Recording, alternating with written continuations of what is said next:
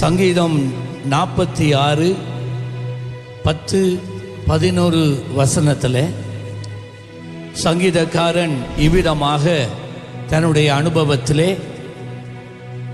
தேவனுடைய பிள்ளைகள் தங்களுடைய வாழ்க்கையில் தேவனை விசுவாசித்து வாழும் அந்த வாழ்க்கையில் எவ்விதமாய் வாழ வேண்டும் என்பதை குறித்து அவன் ஒரு சின்ன ஒரு துளுக்கு ஒரு சத்தியத்தை நமக்கு கொடுக்கிறதை பார்க்கிறோம். அங்கே அவன் சொல்லுகிறான், நீங்கள் அமர்ந்து இருந்து நானே தேவன் என்று அறிந்து கொள்ளுங்கள். நீங்கள் அமர்ந்திருந்து நானே தேவன் என்று அறிந்து கொள்ளுங்கள். ஜாதிகளுக்குள்ளே உயர்ந்திருப்பேன், பூமியிலே உயர்ந்திருப்பேன். இந்த உலகத்தில் இருக்கிற எந்த ஜாதிகளுக்குள்ளும் அவர் உயர்ந்திருப்பார். நான் வாழ்கின்ற இந்த பூமியில எங்கும் அவர் உயர்ந்திருப்பார். நாம் ஏன் அமர்ந்திருக்க பழக வேண்டும் என்றால், சேனைகளை கர்த்தர் நம்மோடு இருக்கிறார். யாக்கோபின் தேவன் நமக்கு உயர்ந்த அடைக்கல. நல்ல கையை தட்டி ஹல்லேலூயா. சேனைகளின் கர்த்தர் பரிசுத்தர். ஹல்லேலூயா. சேனைகளின் கர்த்தர் பரிசுத்தர். கேளுங்க, ஆராதிக்கிற நேரம் பாடல்கள் பாடினாலும் சரி, வார்த்தைகளை உச்சரித்து நாம் தேவனை மகிமைப்படுத்தினாலும் சரி, கருத்தோட அறிவோட எங்கள் முழு இருதயத்தோடு, அதாவது எங்கள் சிந்தையில் நாங்கள் என்னொண்ட நினைச்சு கொண்டு என்னொண்ட வாயினால் பேசக்கூடாது. அப்போ அந்த ஆராதனையில் பிரயோஜனம் இருக்கு. நாம் என்னத்தை ஆண்டவர்கிட்ட சொல்லி ஆராதிக்கிறோமோ அதை குறித்த எண்ணம் நமக்குள்ள நிறைவா இருக்கணும். ஆமென், ஹல்லேலூயா. சேனைகளின் கர்த்தர் பரிசுத்தர். சேனைகளின் கர்த்தர் பரிசுத்தர்.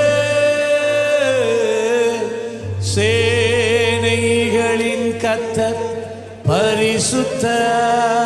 சொல்லுங்க, பரிசுத்தர் பரிசுத்தரே. ஓ பரிசுத்தர். ஓ திரும்ப எல்லாரும் சொல்லுங்க, சேனைகளின் கர்த்தர் பரிசுத்தர். சேனைகளின் கர்த்தர் பரிசுத்தர். சேனைகளின் கர்த்தர் அவரை உயர்த்தி சொல்லுங்க, பரிசுத்தர் பரிசுத்தரே. ஓ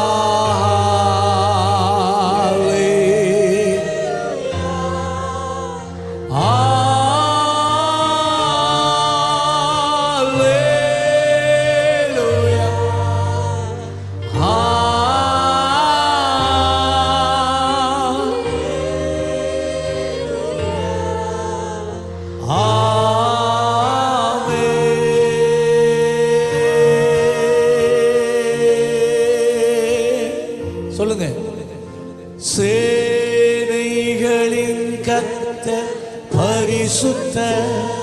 அவரை உயர்த்துங்க, பரிசுத்தப்படுத்துங்க. பரிசுத்தர். அவர் ஒருவர் மாத்திரம்தான் பரிசுத்தர். ஓ பரிசுத்தரே, பரிசுத்தர், பரிசுத்தரே. சொல்லுங்க சொல்லுங்க சொல்லுங்க சொல்லுங்க. இயேசு பரிசுத்தர். ஜீசஸ் பரிசுத்தர். ஆமென். நீங்கள் அமர்ந்திருந்து நானே தேவன் என்று அறிந்து கொள்ளுங்கள். ஹல்லேலூயா. நீங்கள் அமர்ந்திருந்து நானே தேவன் என்பதை அறிந்து கொள்ளுங்கள். ஏனென்றால் சேனைகளின் கர்த்தராகிய நான் உன்னோடு இருக்கிறேன். ஹல்லேலூயா. யாக்கோபின் தேவனாகிய நான் உனக்கு உயர்ந்த அடைக்கலமாய். ஆமென். கழுகு தன்னுடைய கூட்டை உயர்ந்த மரங்களிலே, உயரமான மரங்களிலே அது போய் கட்டிக்கொள்ளும். உயர்ந்த அடைக்கலம் அது. அதனுடைய குஞ்சுகளுக்கு அது உயர்ந்த அடைக்கலம். அப்படித்தான் தேவன் எங்களை உயர்ந்த அடைக்கலத்தில் அவர் நம்மை கொண்டு போய் வைக்கிறார். நல்ல கையை தட்டி ஹல்லேலூயா சொல்லுங்க, ஸ்தோத்திரம் சொல்லுங்க. ஹல்லேலூயா. இப்ப கேளுங்க, நீங்க ஆண்டவரை நேசிக்கிறீங்க, தேவனுக்காக நீங்க வாழ்றீங்க, தேவனுடைய பாதத்துல நேரம் செலவழிக்கிறீங்க, அவருடைய வழிகளை அறிந்து அவருடைய வழிகளிலே நடக்கிறீங்க, நீதியாய் வாழ்றீங்க, எவருக்கும் தீமை செய்யாதபடி நன்மையே நினைக்கிறீங்க, நன்மையானதையே பேசுறீங்க, நன்மையானதையே நீங்க செய்கிறீங்க. ஆனால் வேலை செய்கிற இடத்துல இருக்கட்டும், சமுதாயத்திலேயா இருக்கட்டும், குடும்ப உறவுகள் மத்தியிலேயா இருக்கட்டும், காரணமே இல்லாமல் உங்கள் மேலே அவர்கள் பொறாமை கொள்ளுகிறார்களா? காரணமே இல்லாமல் உங்களுடைய எதிர்காலத்தை, நீங்கள் எதிர்நோக்கி போகிற முன்னேற்றம் அடைந்து போகிற உங்கள் முன்னேற்றத்தை அழிக்கும்படிக்காக செயல்படுகிறார்களா? ஏன் இன்னும் சுருக்கமா சொல்ல போனா, நீங்கள் அறியாதவர்களே, நீங்கள் அறிமுகமான ஆகாதவர்கள், நீங்கள் அறியாதவர்களே உங்களை எதிர்க்கிறார்களா? உங்களுக்கு தீங்கு செய்கிறார்களா? அவர்களுக்கு உங்களுக்கு எந்த தொடர்பும் கிடையாது. அவங்க யாருன்னு உங்களுக்கு தெரியாது, அவங்களுக்கு நான் யாருன்னு தெரியாது. ஆனா தீமைக்கு மேல தீமை செய்றாங்க, அவதூறு பேசுறாங்க, அழிக்க முற்படுகிறாங்க. தாவீதுனுடைய வாழ்க்கையில தான் நடந்துச்சு. காரணமே இல்லாம சவுல் தாவீதை கொல்ல தன்னுடைய இராணுவத்தோட சுமார் 20 வருடங்கள் அவனை பின்தொடர்ந்தான். அவன் சொன்னா, மரணத்துக்கு எனக்கு 1.5 முழம்தான் தூரம். அப்படியாக அவனுடைய வாழ்க்கையில காரணமே இல்லாத எதிர்ப்புகள், போராட்டங்கள் வந்தது. என்ன செய்வது? இப்படியான சூழ்நிலைகளிலே நாம் என்ன செய்வது? தேவனை அறியாத அஞ்ஞானிகளைப் போல காரியங்களை நம்முடைய கரங்களிலே எடுத்து பதில் கட்டலாமா? அவர்கள் பேசுகிறதுக்கு எதிராக நாம் பேசலாமா? அவர்கள் எழுதுகிற व्यक्तिக்கு எதிராக நாம் எழுதலாமா? இல்ல, அது ஒரு கிறிஸ்தவனுடைய வழி அல்ல. தேவன் உனக்காக காண்பிக்கிற வழி அது அல்ல. தேவன் உன்னிடத்துல சொல்றதெல்லாம் அமர்ந்திருக்க பழகு. உங்களுக்கு காரணம் இல்லாம தீமைகள் விளைவிக்கப்படுதா, அநீதி விளைவிக்கப்படுதா உங்களுடைய வாழ்க்கையில? கர்த்தர் சொல்லுகிறார், அமர்ந்திரு. சொல்லுங்க, அமர்ந்திரு. பக்கத்தால தட்டி சொல்லுங்க, அமர்ந்திரு. எல்லாம் சொல்லலையே, இந்த இந்த இந்த நம்பிக்கையோட சொல்லணும், அமர்ந்துருங்க. நீங்க தீர்க்க தரிசனம் இப்ப பேச ஆரம்பிக்கிறீங்க, அமர்ந்திருக்க பழகுங்க. சொல்லுங்க, முகத்தை பார்த்து கையை தட்டி சொல்லுங்க, நீங்க அமர்ந்திருக்க பழகுங்க. நீங்க அமர்ந்திருக்க பழகுங்க. நீங்க கடந்து செல்லுகிற சூழ்நிலைகள் அப்படி எப்படிதான் இருந்தாலும், புயல் காற்று வீசலாம், கடல் கொந்தளித்து உங்களுடைய வாழ்க்கை படகையே அழிக்க நினைக்கிறது. ஆனால் ஆண்டவர் சொல்றார், அமர்ந்திருக்க பழகு. ஆமென் சொல்லுங்களேன். அமர்ந்திரு, அமர்ந்திரு, அமர்ந்திரு. உள்ளத்துல கண்ணை மூடி கைய உள்ளத்துல வச்சு, நெஞ்சமே நீ கலங்காத. சொல்லுங்க, நெஞ்சமே, என் நெஞ்சமே நீ கலங்காத, உன் தேவன் உன்னோடு இருக்கிறார். அமைதலாயிரு, அமர்ந்திரு. ஹல்லேலூயா. அப்படியே கண்களை திறக்கவே வேண்டாம், கரங்களை வானத்துக்கு நேராக உயர்த்தி, G major, glory, அமர்ந்திருப்பே அருகினிலே, சாய்ந்திருப்பே தோள்களிலே. படிங்க, அமர்ந்திருப்பே உமருகினிலே, சாய்ந்திருப்பேனும் தோள்களிலே. சரியான பிச்சு. அமர்ந்திருப்பே அருகினிலே, சாய்ந்திருப்பே தோள்களிலே. ஏசையா என் நேசரே,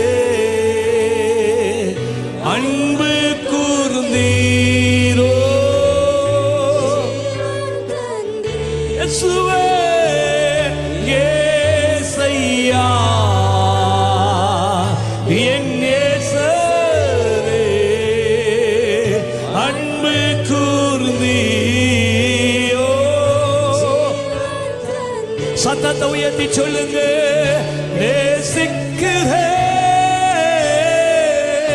உம்மைத்தானே, நினைவெல்லாம் நீரானையா. துதி துதி பாடி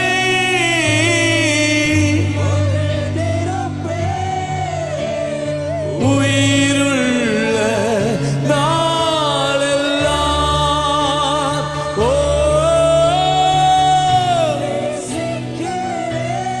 நேசிக்கிறேன் நினைவெல்லாம். ஓ கரங்களை உயர்த்தி கொண்டே விடாம, ஹல்லேலூயா. ரபகதா பரிகேலெண்டேலே மகாரபா. உம்மையே நினைக்கிறேன், உம்மையே நினைக்கிறேன். ஹல்லேலூயா. உம்மையே நான் நினைத்து கொண்டு இருக்கிறேன்பா, உம்மையே நான் நம்பிக்கொண்டு இருக்கிறேன். சொல்லுங்க, ஹல்லேலூயா.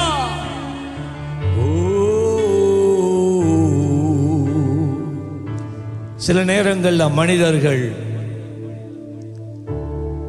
திடீரென்று உங்களுடைய ஆவியை முறித்து போடும்படிக்கு சில வார்த்தைகளை பேசிக்கொண்டு இருப்பார்கள். ஜாக்கிரதை. அந்த வார்த்தைகள் உங்களுக்குள்ள இறங்காதபடி, அந்த வார்த்தைகள் உங்களுடைய ஆவியை முறித்து விடாதபடி நீங்கள் உங்களை காத்துக்கொள்ள வேண்டும். மனசுக்கு எடுக்கவே வேண்டாம். ஆமென் சொல்லுங்களேன். சத்துரு எழுதுறத நீங்க ஒரு நாள் வாசிக்க கூடாது,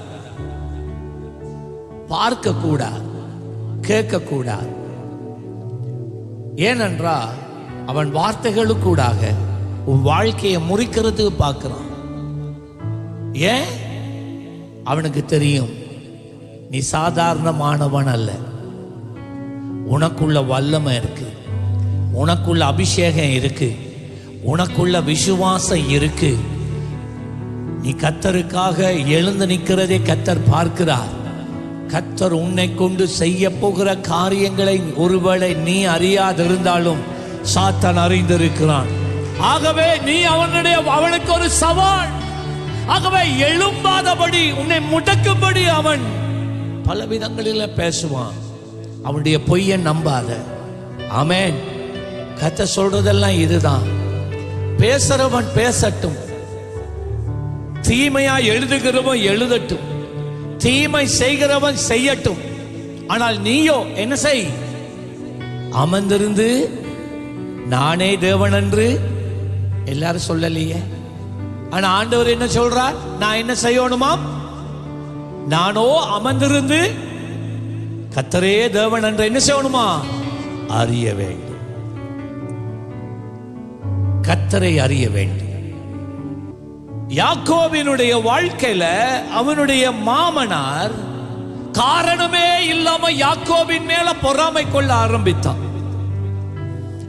யாக்கோபு எங்கெல்லாம் கைய வைக்கிறானோ அங்கெல்லாம் அவன் சலித்தான். அவன் நிமித்தமாய் லாபானுடைய மந்தை பெருகிற்று, வஸ்து பெருகிற்று. யாக்கோபு ஒரு பெரிய ஆசீர்வாதமா அந்த வாழ்க்கையில இருக்கிறான். ஆனா இந்த லாபானுக்குள்ள ஒரு பயம் உண்டாயிற்று. இவன் என்னை பார்க்கிலும் பெரியவன் ஆகிடுவானா? என்னை பார்க்கிலும் இவன் ஐஸ்வர்யவானாய் மாறிடுவானா? வாழ்க்கையில என்னை விட முந்திக்கொண்டு அவன் போய்விடுவானோ? பொறாம. ஆகவே யாக்கோபு இடத்துல ஒரு ஆசீர்வாதம் இருந்தது. ஆபிரகாமின் தேவன், ஈசாக்கினுடைய தகப்பன் ஆபிரகாமுக்கு ஆண்டவர் கொடுத்த வாக்கு தத்தம், ஆசீர்வாதம் யாக்கோபின் மேல இருந்தது. அந்த ஆசீர்வாதம் அவனை முன்னேற்றத்துக்குள்ளேயே நடத்தி கொண்டு போனது. ஆமென் சொல்லுங்களேன். ஆசீர்வாதம் தான் முன்னேற்றத்துக்குள்ள நடத்தும், ஜெயத்துக்குள்ள நடத்தும். எவராலும் அதை தடை பண்ண முடியாது. இப்போ யாக்கோபு அதை காண்றான். இவனுக்குள்ள ஒரு அபிஷேகம் இருக்கு, இவனுக்குள்ள ஒரு விசேஷம் இருக்கு.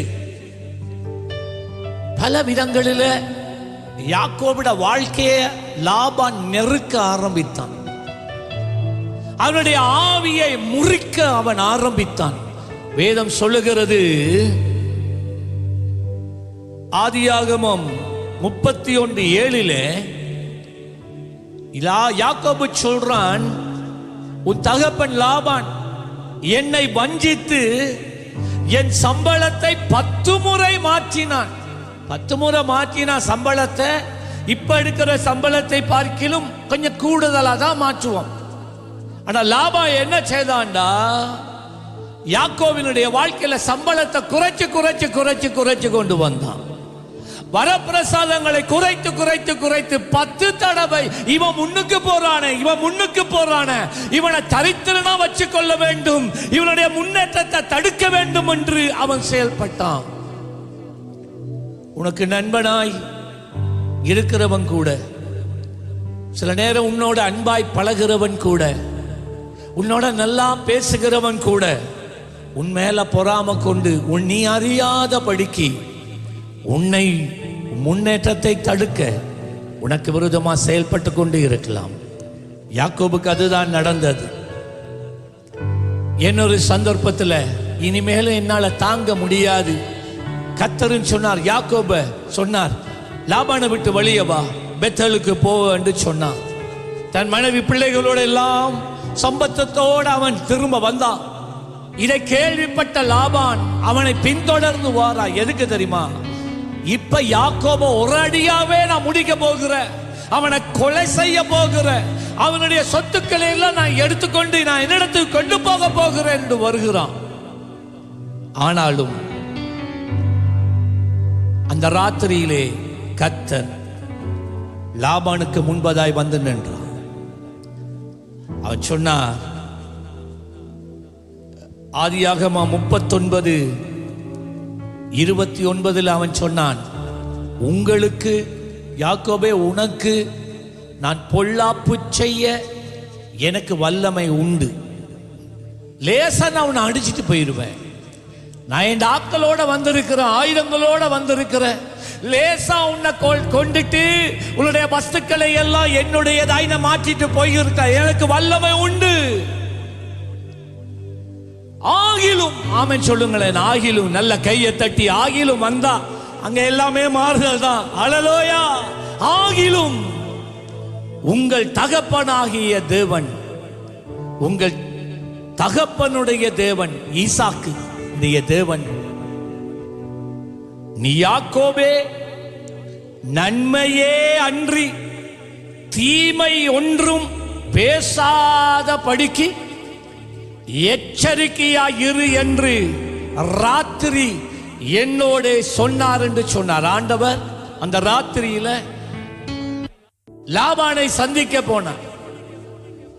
யாக்கோபு இவ்வளவு தீமை அவனுடைய மாமனாகிய லாபான் செய்யும் போதும் அவன் அமர்ந்து இருந்தான், அமைதியாக இருந்தான். தீமைக்கு தீமை செய்யல, தீமைக்கு பதிலாய் அவன் நன்மையே செய்தான். அவனுடைய மாமனாரை ஏமாற்றவில்லை, வஞ்சிக்கவில்லை, திருடவில்லை. அவன் நன்மையே செய்தான். அவன் தீமைய நன்மையினாலேயே மேற்கொள்ள பார்த்தான். இவ்விதமா நாங்க வாழும்போது இந்த உலகத்தார் சொல்லுவார்கள், நீ ஒரு பைத்தியக்காரன், உனக்கு மூளை இல்லை. ஆனா ஆண்டவர் சொல்வார், நீ பொறுத்திரு, நான் எல்லாம் பார்த்துக் கொள்வேன். ஆமென் சொல்லுங்களேன். நான் எல்லாம் பார்த்துக் கொள்வேன், நான் எல்லாம் கவனித்துக் கொள்வேன். அன்றைக்கு ராத்திரி ஆண்டவர் லாபான் இடத்துல போய் சொன்னா, என் பிள்ளை மேல நீ கைய வச்சா நான் உன்னை தொலைச்சுட்டுருவேன் ஆண்டவர் சொன்னார். ஆதியாகமம் 31 எடுத்து வாச்சு பாருங்க.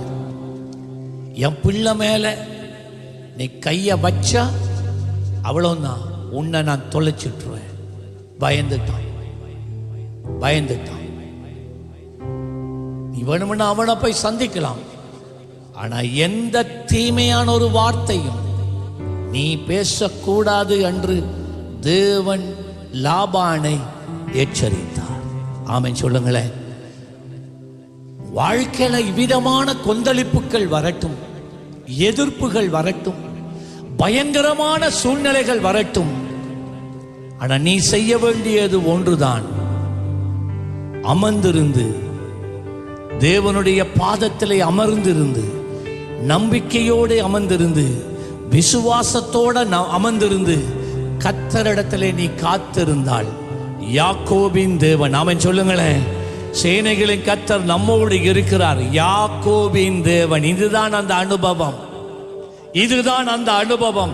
யாக்கோபின் தேவன் உனக்கு என்னவாம்? உயர்ந்த அடைக்கல. நல்ல கையை தட்டி, நல்ல கையை தட்டி.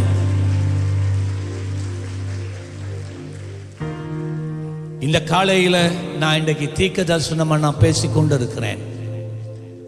உங்களில் அநேகர் இவ்விதமான சூழ்நிலைகளுக்கூடாக நீங்க போறீங்க.